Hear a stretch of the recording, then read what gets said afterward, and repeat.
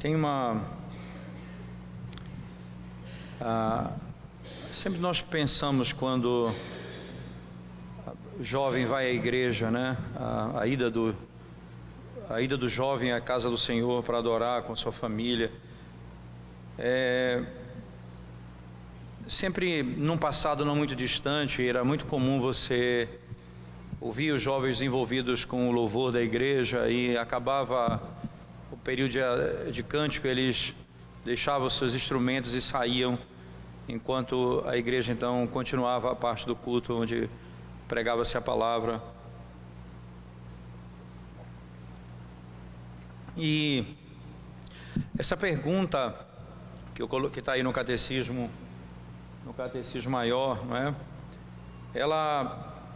Ela diz respeito a um princípio muito claro, né? Jesus Cristo fala à igreja, ele prega a sua palavra à igreja. Como é que a igreja ouve o seu noivo? Como é que a igreja ouve o seu Senhor? Então o catecismo ele tem nessa pergunta uma resposta que eu considero preciosa, não é? E eu queria que você acompanhasse comigo a leitura, não é? Ou então nós pudéssemos até ler todos juntos. Eu leio a pergunta e vocês todos numa só voz leem a resposta. O que se exige dos que ouvem a palavra pregada?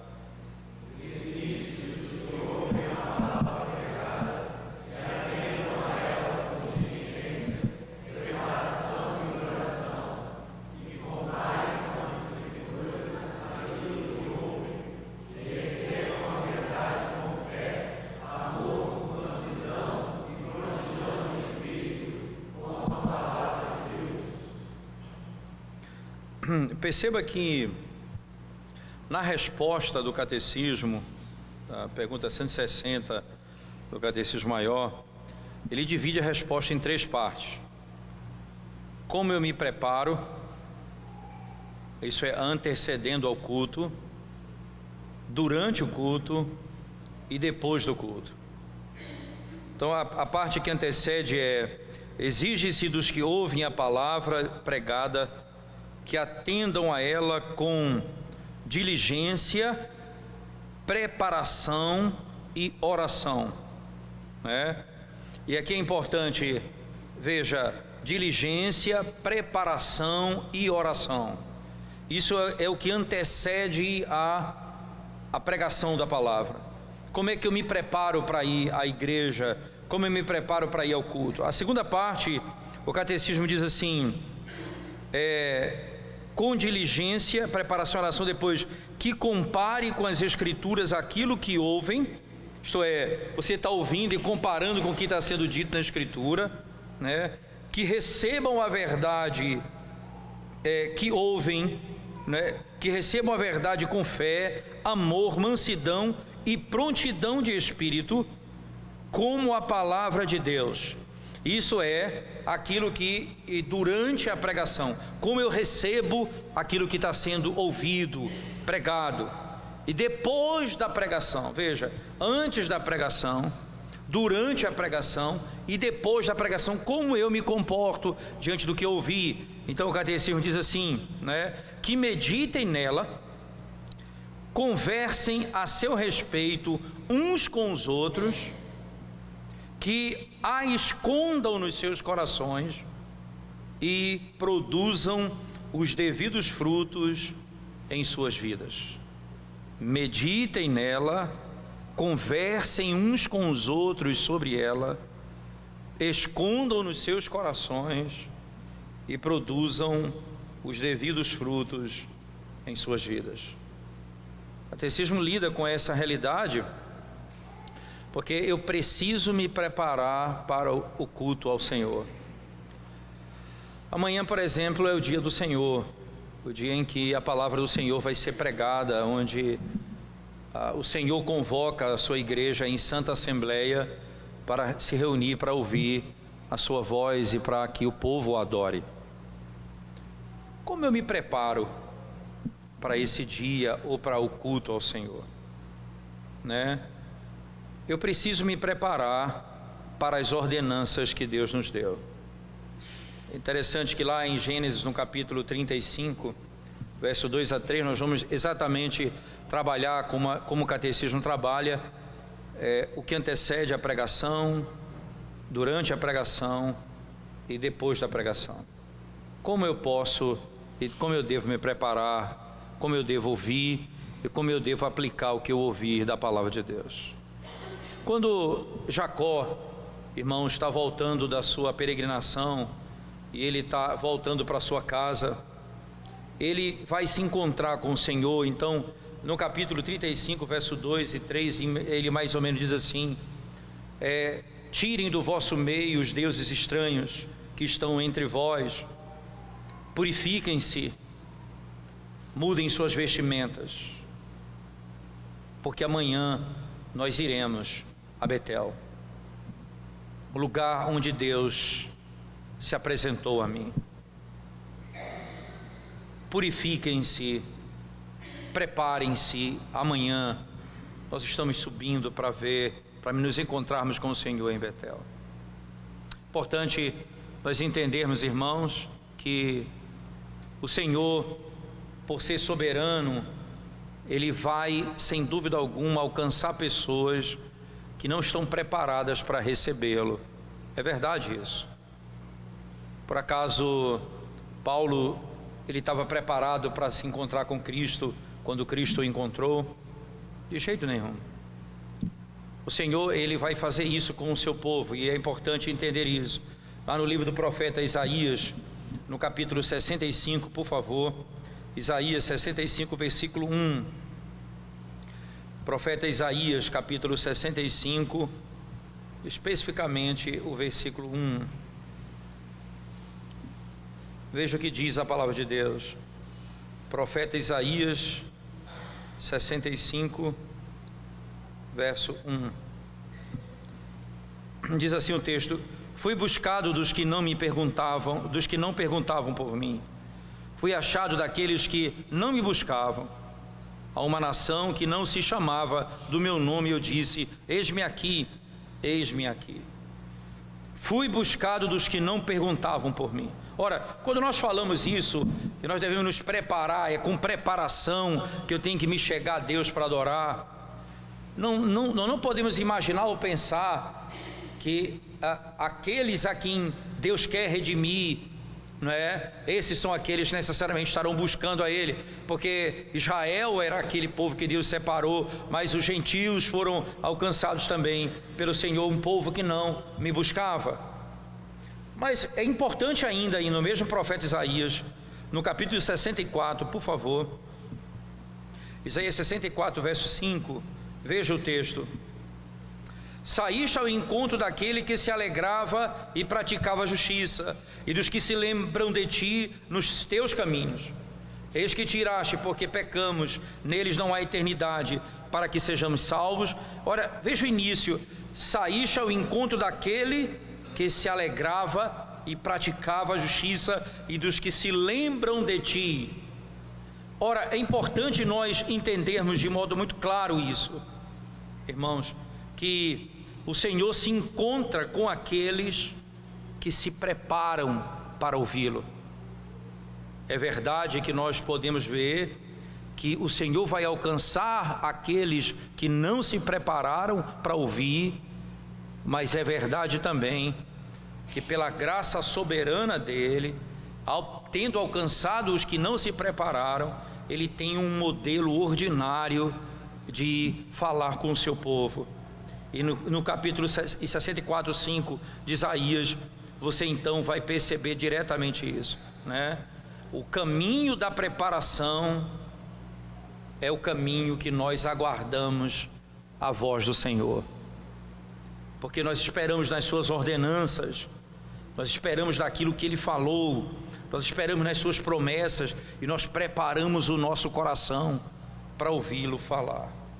Como é que eu me preparo? O que é que eu tenho de fazer para me preparar para ouvir a voz do nosso Senhor, a voz do noivo que vai falar à sua igreja? Eu preciso ter o meu coração, irmãos, cheio da majestade e da santidade de Deus. de quem é a presença? Qual é a realidade, o caráter e o atributo daquele com quem eu vou me encontrar? Como é aquele com quem eu vou me encontrar? Quais os atributos dele? A voz que nós vamos ouvir, quem vai falar conosco? Qual a impressão que eu tenho quando eu chego na casa de Deus? Eu estou cansado de ouvir o que vai se dizer, eu estou cansado de cantar a mesma música. O meu coração não é impressionado com a glória e a majestade do Senhor que fala à sua igreja. No Salmo de número 89, irmãos, no verso 6 especificamente, abra sua Bíblia comigo mais uma vez, por favor. Salmo de número 89, verso 6.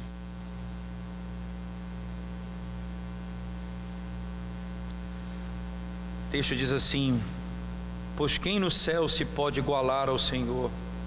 Quem entre os filhos dos poderosos pode ser semelhante ao Senhor? Quem pode se comparar ao Senhor? Nós ouvimos a voz no céu, na terra, irmãos. A voz que se ouve é na terra, mas quem fala está nos céus. E quando nós ouvimos a palavra dele, a sua voz, a sua mensagem, nós temos de ter certeza que nós estamos ouvindo Deus falando conosco. Lá no texto de Atos, no capítulo 10, verso 33, diz assim: imediatamente, entretanto, eu envio a ti, e você fizeste, não é, aquilo o que era necessário fazer. E aí no texto, no finalzinho do verso 33, ele diz: agora nós estamos aqui presentes diante de Deus para ouvir tudo o que Deus te ordenou que nos falasse. Agora estamos aqui diante da presença de Deus. Você entende? Diante de quem nós estamos? Aquele que ia falar, aquele que ia proclamar, aquele que ia pregar, ele está dizendo: aqui nós estamos diante da presença de Deus, diante de Deus, para ouvir as coisas que Ele ordenou a ti, do que Deus ordenou a ti. É isso que é assim que nós nos preparamos para o culto. Esse é o espírito da nossa, é a nossa alma, é assim que ela se encontra quando nós chegamos na casa de Deus. O que exatamente nós pensamos sobre isso? Nós temos certeza, irmãos, que essa é a primeira coisa que eu preciso fazer: meditar, me preparar para ouvir a pregação, a voz do noivo, é encher minha mente e meu entendimento da majestade e da santidade de Deus.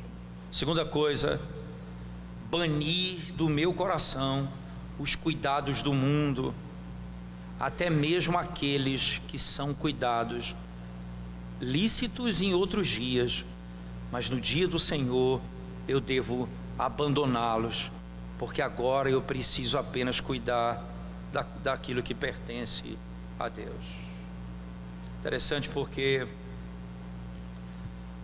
você vai perceber que lá no texto de Mateus, quando o Senhor fala acerca quando ele está falando sobre a parábola do semeador, então há uma semente que cai em terreno, que é sufocada. Ele diz: e os cuidados do mundo sufocam aquela palavra.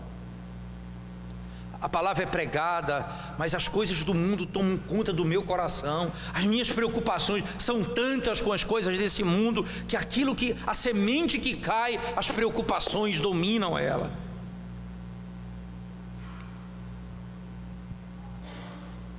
A semente caiu, mas os cuidados do mundo tomaram ela de mim.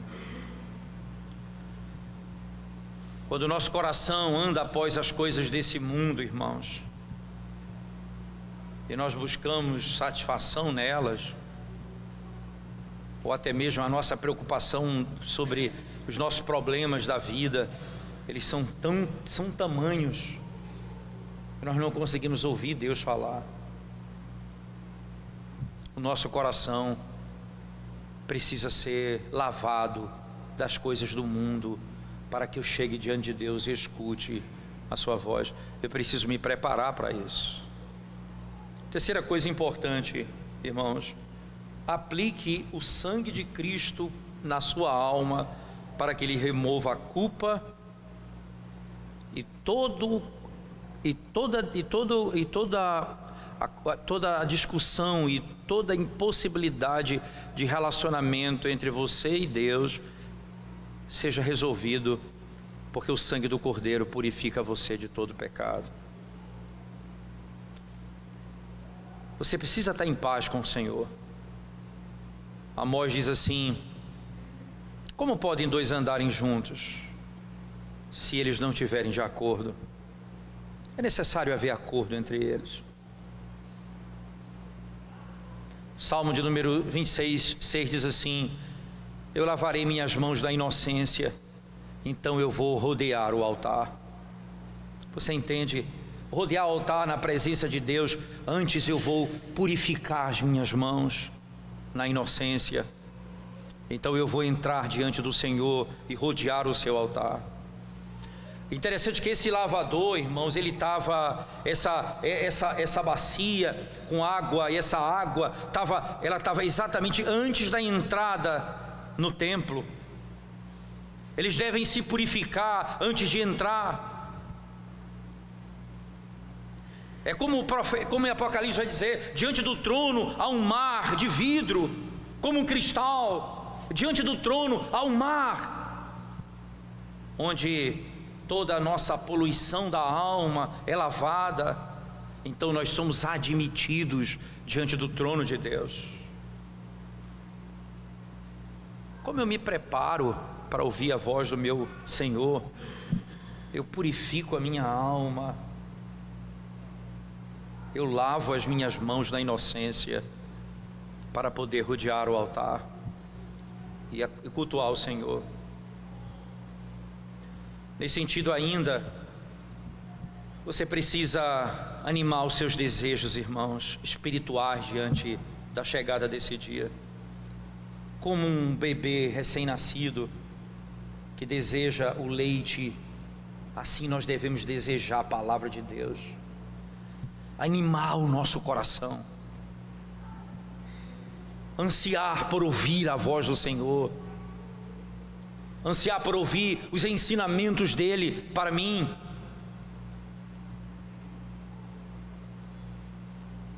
Por que eu tenho que me preparar dessa forma? Por causa da grandeza daquele que eu vou me apresentar, e por causa do peso desse trabalho, irmãos. Esse é o trabalho de maior importância que o homem tem. Amanhã, segunda-feira, você tem uma reunião, você tem negócio para resolver, reunião para fazer, uma cirurgia, um trabalho, alguma coisa que você vai fazer de tão grande importância amanhã ou na segunda-feira. Mas nada se compara em importância a você chegar diante de Deus para ouvir a pregação da palavra dele. Nada se compara a esse dia. Nós vamos ouvir a voz do Senhor. Eu preciso preparar o meu coração, preciso aquecer minha alma com essas verdades. Mas não, a preparação, e o catecismo fala oração. Por que oração, irmãos? Nós deveríamos orar antes de praticarmos aquilo que Deus nos ordenou. Oração familiar, oração particular, oração pública. Gastar amanhã na presença dele em oração. Se você deseja receber o melhor da pregação, receba em oração. Clame ao Senhor, para que a palavra lida e pregada, ela possa alimentar você. Ore por assistência ao pastor. Paulo diz isso: irmãos, orai por nós. Lá em 2 Tessalonicenses 3:1 ele diz: irmãos, orai por nós. E é interessante isso, às vezes você diz, olha, eu não concordo muito com a pregação, eu não gosto disso ou daquilo outro, mas uma coisa você precisa entender, você está envolvido diretamente com o culto. Quando você compreende isso, você precisa chegar em preparação e oração diante do Senhor. Ore pelo ministro, para que Deus fale por meio dele, para que Deus o dirija, para que Deus o instrua, para que Deus o anime.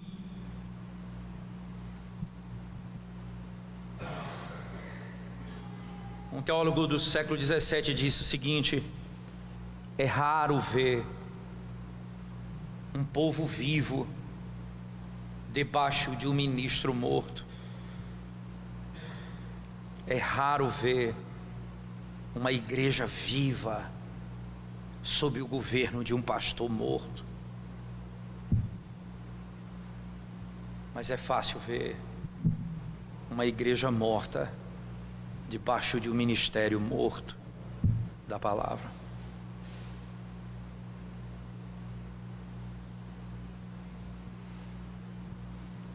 Você precisa orar para que Deus fale por meio do ministro, e porque essa palavra alimente a tua própria alma. Como o salmista, Senhor, abra os meus olhos para que eu contemple as maravilhas da tua lei, me permita compreender a tua palavra. Ore pelo derramar do Espírito Santo sobre a ordenança dele mesmo. Senhor, o Senhor ordenou a pregação da tua palavra, abençoa a pregação da tua palavra. O Senhor ordenou a ceia do Senhor, abençoa o sacramento da ceia do Senhor. O Senhor ordenou o batismo, abençoa o sacramento do batismo. Eu posso orar por isso, porque foi ordenado por Deus. Eu não posso orar por aquilo que Ele não ordenou. Senhor, abençoa o teatro que nós vamos ter amanhã. Ele não ordenou isso, para que eu vou orar por isso? É tentar Deus. Abençoa aquilo que o Senhor não ordenou que fizéssemos no culto público.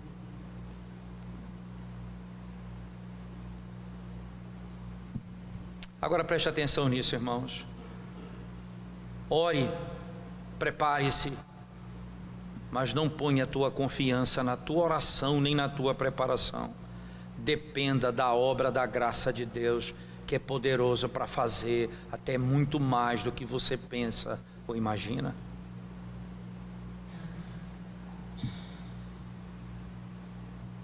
Quando você está indo à igreja, isso tem que anteceder a tua chegada. Quando você se assenta no banco, isso precisa ser o modo como você chega na casa de Deus. Mas durante a pregação, o que devo fazer? Esperar diligentemente nas ordenanças de Deus. Esperar diligentemente nas ordenanças de Deus.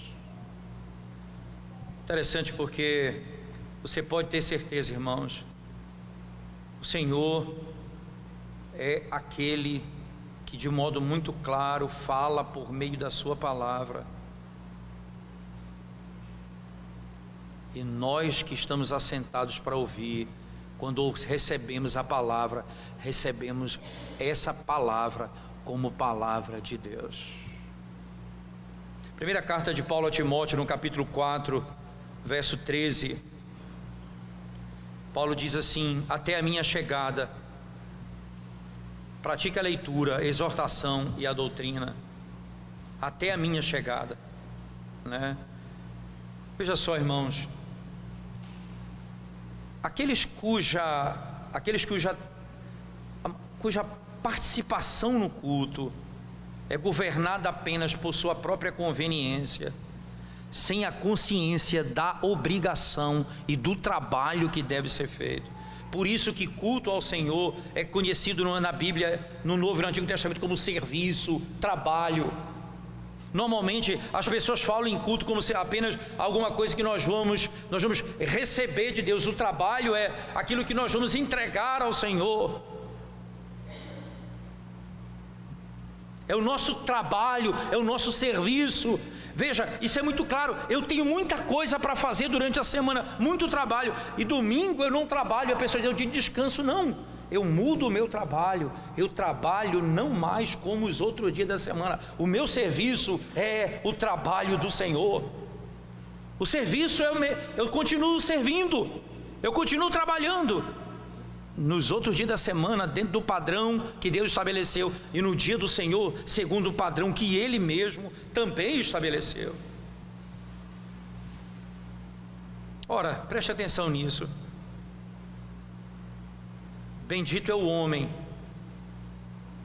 que escuta a palavra de Deus e que diariamente está nos portões da presença do Senhor, esperando à minha porta. Veja que coisa, Paulo diz: aplica-te diligentemente no ensino, na doutrina. Lembra disso, esse é o teu trabalho. Eu preciso estar dessa forma diante de Deus. Eu me assento diligentemente para ouvir a palavra de Deus atentamente, para saber o que Ele tem para me dizer. Ora, imagine, irmãos, quando Deus está falando conosco e o nosso pensamento divaga e nós estamos pensando em muitas coisas. Que coisa estranha. Isso no mandamento seria a quebra do terceiro mandamento. Nós tomamos o nome do Senhor em vão, nós estamos cantando a palavra de Deus, um louvor ao Senhor, mas nosso pensamento está longe. As palavras são vazias de significado, não tem nada a ver com o que eu estou pensando.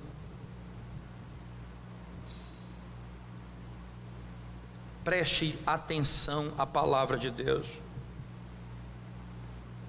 Escuta diligentemente a minha palavra. Preste atenção no que digo a vocês. Tenha postura na presença de Deus.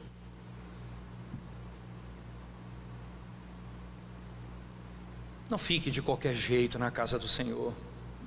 Eu não estou falando aqui roupa tal, mas é a postura mesmo.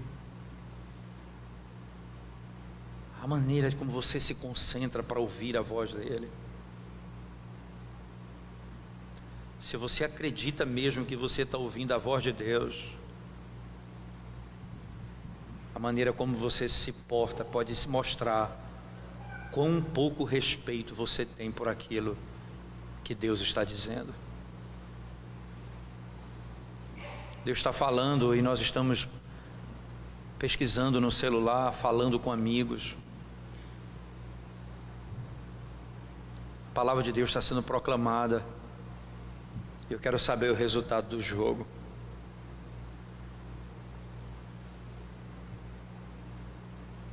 Fixar meu pensamento naquilo que é dito.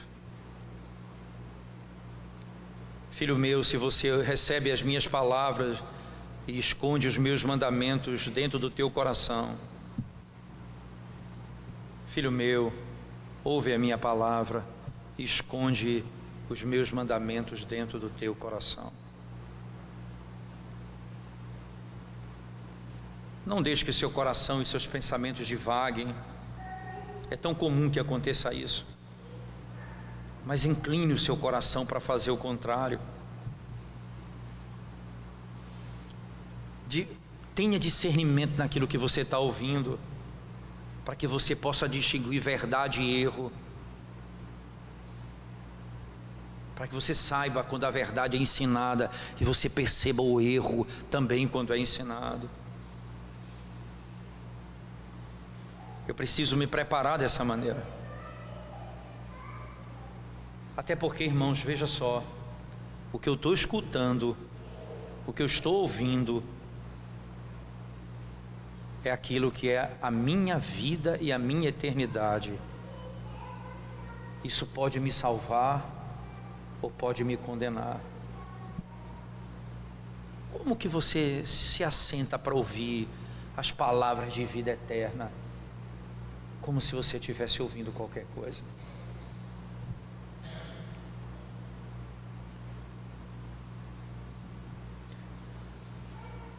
Interessante que não se dá tanto peso à palavra de Deus nos nossos dias. Ora, quando Lázaro e o homem rico morreram e foram, Lázaro para o céu e o rico foi para o inferno, e lá o debate se ele deveria voltar para que falasse aos seus para que não viessem para aquele lugar. Ele disse: nós vamos fazer o seguinte, ele ressuscita, ele volta dentre os mortos, não precisa, se eles não escutam a lei e os profetas, será que esse peso que eu tenho, veja, você não precisa fazer outra coisa, você não precisa ressuscitar um morto na igreja. Quando a palavra é lida e pregada, é isso que você tem convicção que você está ouvindo. Se eles ouvirem essa verdade e crerem nela, eles têm a vida eterna, isso é suficiente para eles.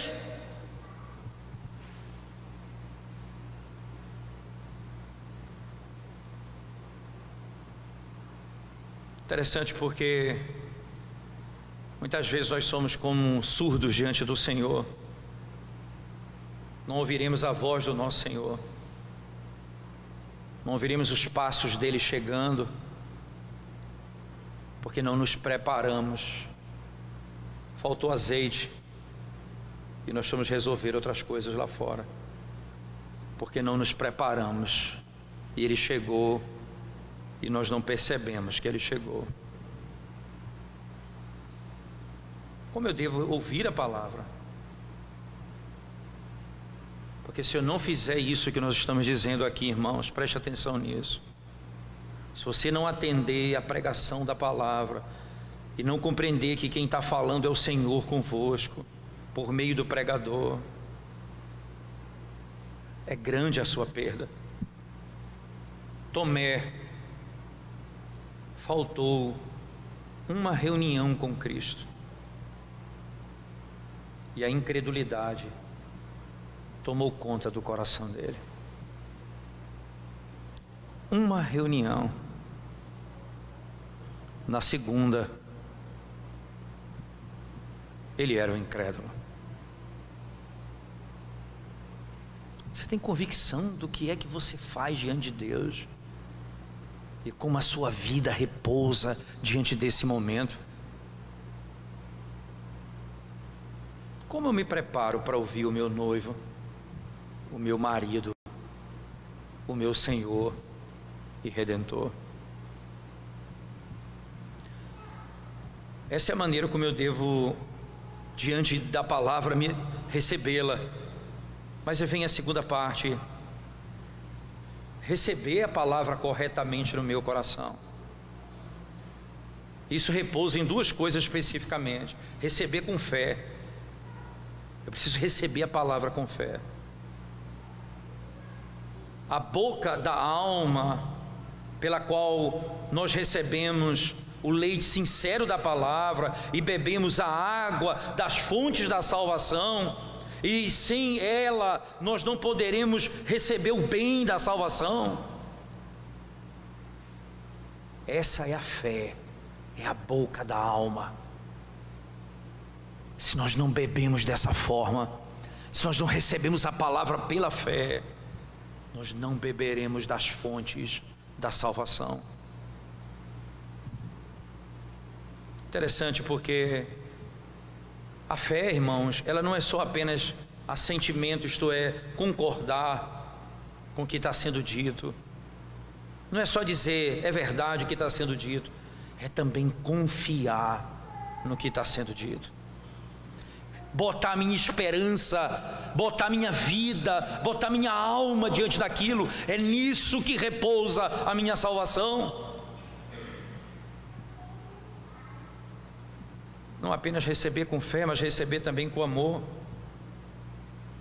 A fé recebe as palavras, a palavra de Deus como verdadeira. O amor recebe como um bem para nós. Boa é a palavra do Senhor que Ele tem falado conosco. Boa é a palavra do Senhor que Ele tem falado conosco. Isaías 39, verso 8. Ela é boa para nós em toda parte, porque nós precisamos dela completamente. tanto das ameaças quanto das promessas. É a ameaça que nos faz tremer diante da nossa quebra da lei, diante do jugo da quebra da lei. Quando o pecado ele vem sobre nós, quando claramente quebramos a lei de Deus, a palavra é pregada, vem o jugo do Senhor e as ameaças são pronunciadas: se você comer do fruto dessa árvore, certamente você vai morrer. Eu recebo as ameaças de Deus e tremo diante dela, mas eu recebo as promessas. E diz também: ainda que os meus filhos, ainda que eles se apartem de mim e quebrem a minha lei, eu os açoitarei com açoite de homens, mas a minha misericórdia não se apartará deles. E aí eu confio nas ameaças e também nas promessas. É a chance que eu tenho, é nela que eu estou firme. É por isso que eu não vou sucumbir diante das ameaças que vêm sobre mim. Como é que eu recebo a palavra? Eu recebo as ameaças, eu recebo as promessas, eu recebo as reprovações, eu recebo as consolações, eu recebo da palavra do Senhor o alimento para a minha vida. Como eu escuto a voz dele, eu preciso estimar a palavra de Deus acima de todas as coisas. Jó disse: eu estimo as palavras dos teus lábios mais do que o alimento que eu preciso. Eu estimo as tuas palavras. Como você estima a palavra de Deus?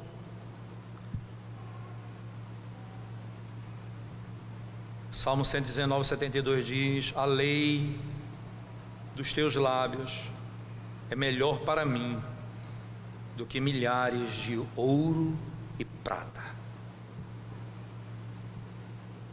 A lei dos teus lábios é melhor para mim. É assim que eu escuto a palavra, é assim que eu me apresento para ouvir.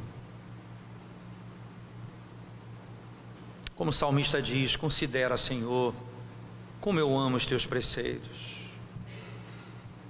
Como ele diz ainda: tua palavra é pura, Senhor, por isso o teu servo a ama.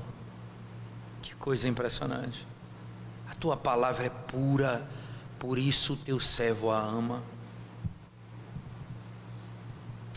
Ela é luz que ilumina as nossas trevas. Ela é alimento que sacia a nossa fome. Ela é o ar que nos dá a vida. Como eu me preparo para ouvi-la? Certamente, irmãos, ao ouvir, eu repouso essa palavra dentro do meu coração. Os nossos corações e as nossas memórias, elas são como um armazém, um lugar de que entesouramos a palavra, e é de lá que nós tiramos o socorro no momento de grande tristeza. Nós temos diante da mão a palavra que é entesourada no nosso coração. Toda vez que eu escuto, por isso que a terceira parte nós vamos falar daqui a pouco é importante, para que eu medite. Veja, não só me prepare, não só receba dessa forma, mas que depois eu converse, eu aplique tudo aquilo que eu tenho ouvido. E por último, irmãos, depois de ouvir a palavra, como eu devo proceder? Meditar nela de todo o meu coração. O salmista diz no Salmo 1, verso 2: mas meu prazer está na lei do Senhor, e na tua lei medito dia e noite. Eu medito nela. É onde, preste atenção, irmãos, a semente foi lançada, e eu preciso fazer com que ela adentre a minha alma. Ela caiu no solo, ela caiu na minha mente, ela está no meu pensamento. Eu preciso que ela desça para o meu coração.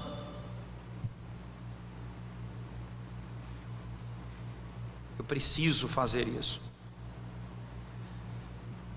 para que ela não seja lançada fora, para que a alegria do mundo não roube, para que os cuidados do mundo não arranquem, para que a tristeza não tire. Eu preciso fixá-la no meu coração,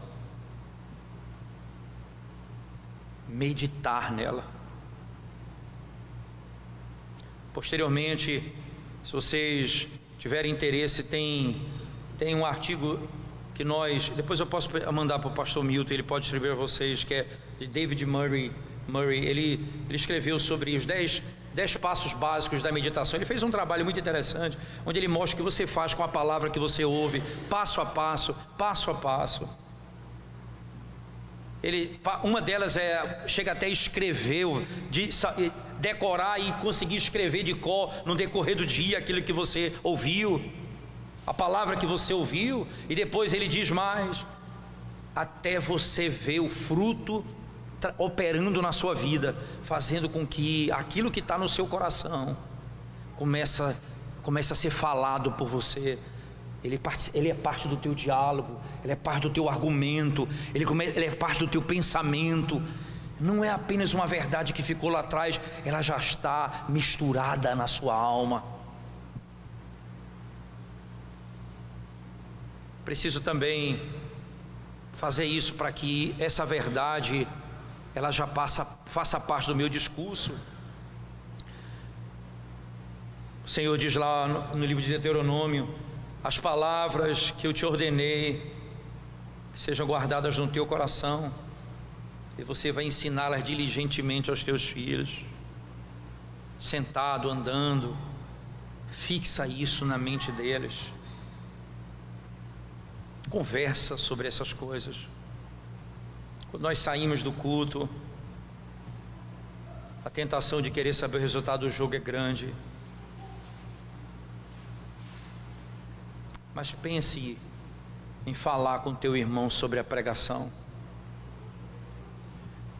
as verdades que você aprendeu, e como você gostaria de viver daquela forma, e como isso é importante. Só o fato de você falar sobre isso.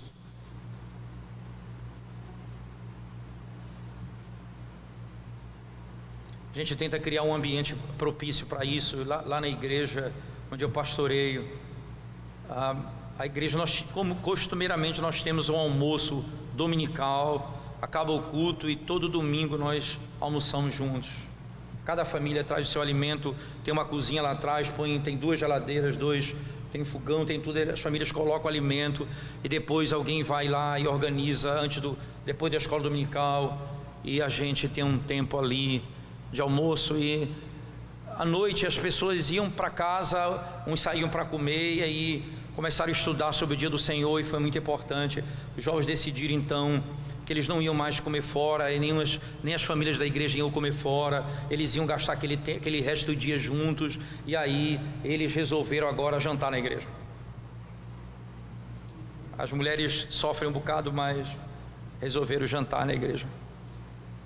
Então começou com 3 famílias jantando, 4, hoje ficam praticamente 60 jovens todo domingo, e o resto da igreja, em torno de 100 pessoas, 150 pessoas, normalmente consegue agora ficar para jantar na igreja.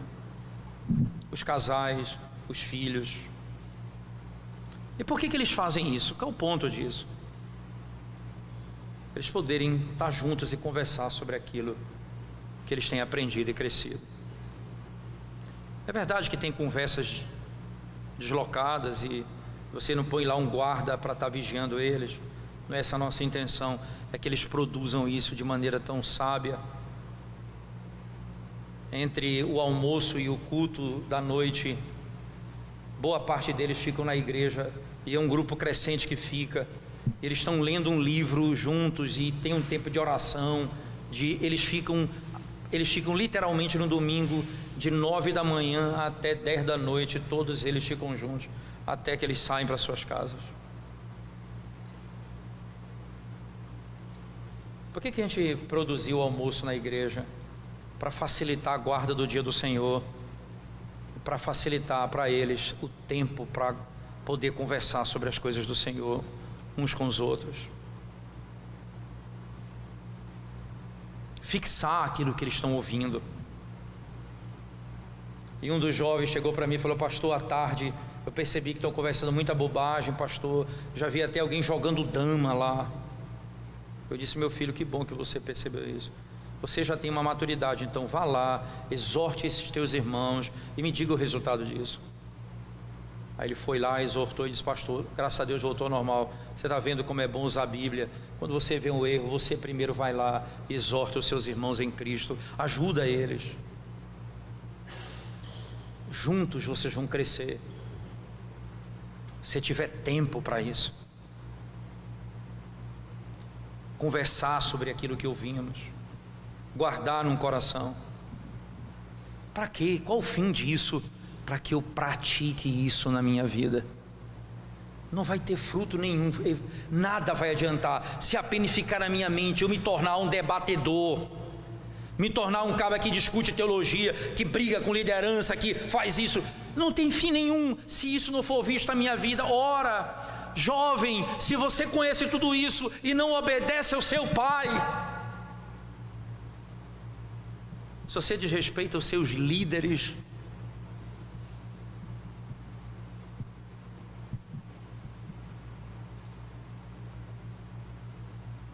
se você não ama a sua esposa, se você não é submissa ao seu marido, se você não trabalha com diligência, se você não explora seu empregado, são apenas conhecimentos que você tem, mas não é visto na prática. Você quer conhecer um homem que conhece cristologia bem, e é bom de cristologia, é o homem que dá a vida por sua esposa.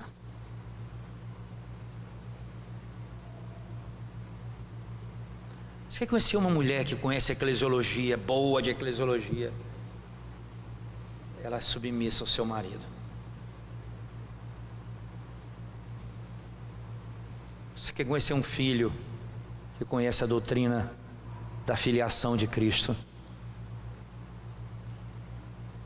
Ele é obediente aos seus pais.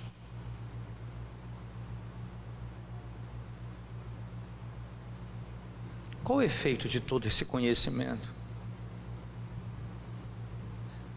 Se nós não descermos ele para o coração pela graça de Deus, e ele não se tornar uma realidade na vida da igreja.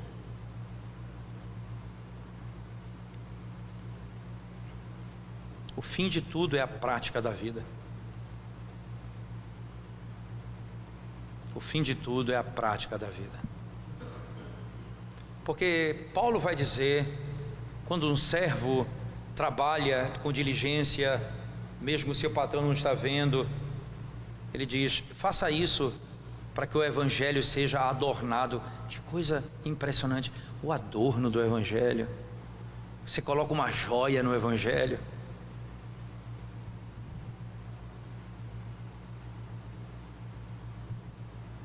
Se nós não buscarmos ao Senhor em casa, oramos em público, oramos em família, mas não entramos no nosso quarto em secreto para orar, a tendência de nós sermos hipócritas é quase 100%. Isso é uma maneira de você fugir da hipocrisia. É saber que ninguém vê, ninguém sabe, que você fecha a porta do seu quarto e entra para falar com seu pai em secreto. Tem gente hoje que encontrou, como diz um amigo meu, tem a manha de tirar um selfie quando ele está fazendo a sua devocional, dizendo humildade em pessoa.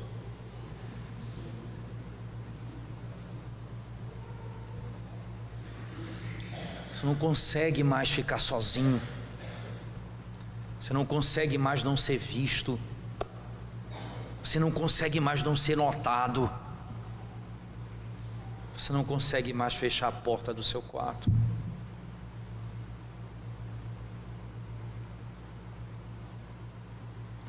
É por isso que a maioria dos que ouvem o Evangelho, irmãos,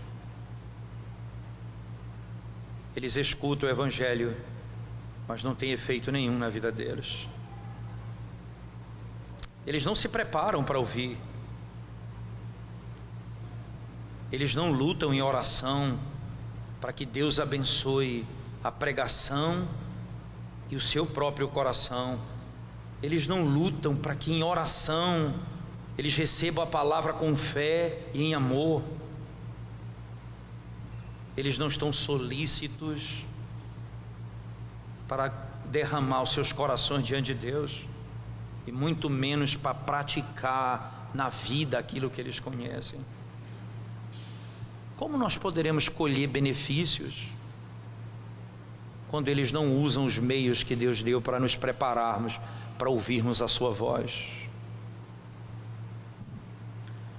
Aqui está a maneira de buscarmos o melhor da palavra.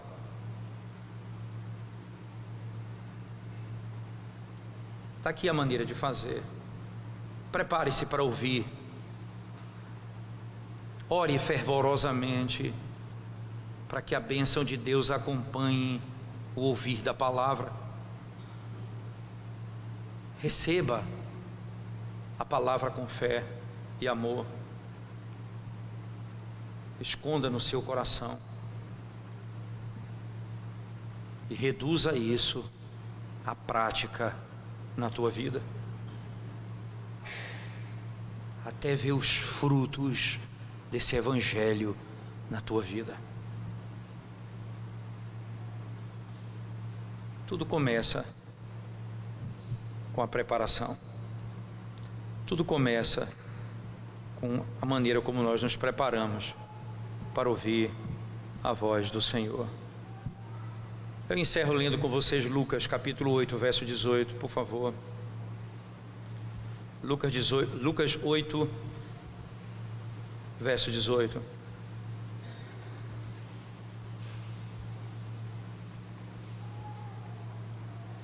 Lucas capítulo 8, verso 18.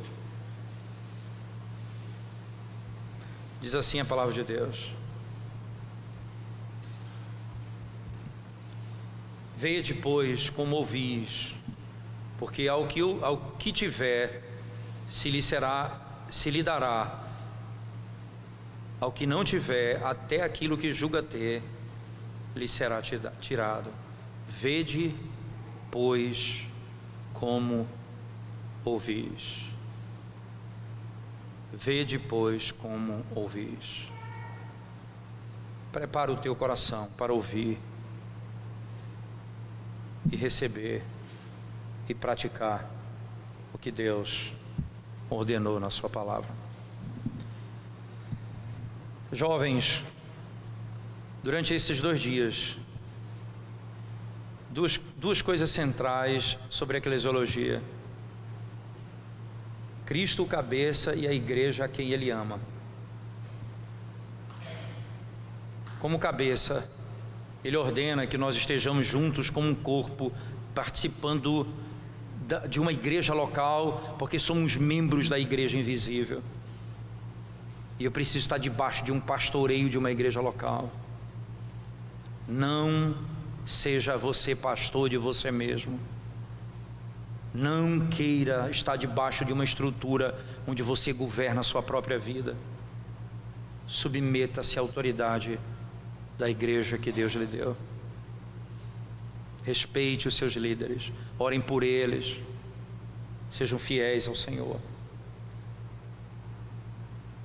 Mas o aspecto outro que nós aprendemos também é a respeito da igreja e Cristo nas suas relações, que implica no modo como eu vou constituir minha família. Assim como Deus deu ao Filho a igreja que Ele amou e deu para que Ele cuidasse e desse a vida por ela, eu preciso encontrar na palavra os padrões da igreja, da esposa com que eu vou me casar.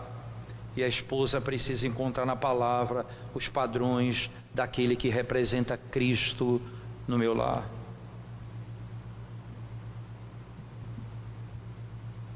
Mas o fim de tudo e o começo de tudo está na palavra.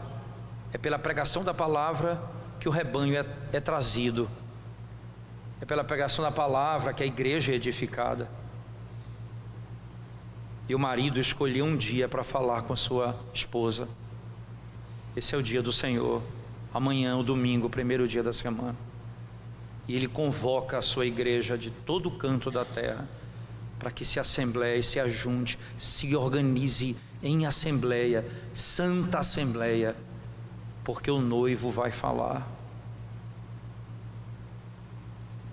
Se aquele que deu a vida por ti vai falar, prepara o teu coração para ouvi-lo. E você vai ver que a sua vida e a igreja vai ser impactada. E a minha última palavra, eu encerro aqui. Você percebeu como às vezes você diz assim: a igreja reformada, ela não tem participação. Pastor pregando lá na frente, a gente calado, ninguém mais fala, é só o pastor. A gente quer uma participação, quer alguém falando uma coisa especial, fazendo uma apresentação, a gente quer alguma coisa especial. A gente quer participar, um culto participativo. Você percebeu que a pregação da palavra não tem nada mais participativo do que isso?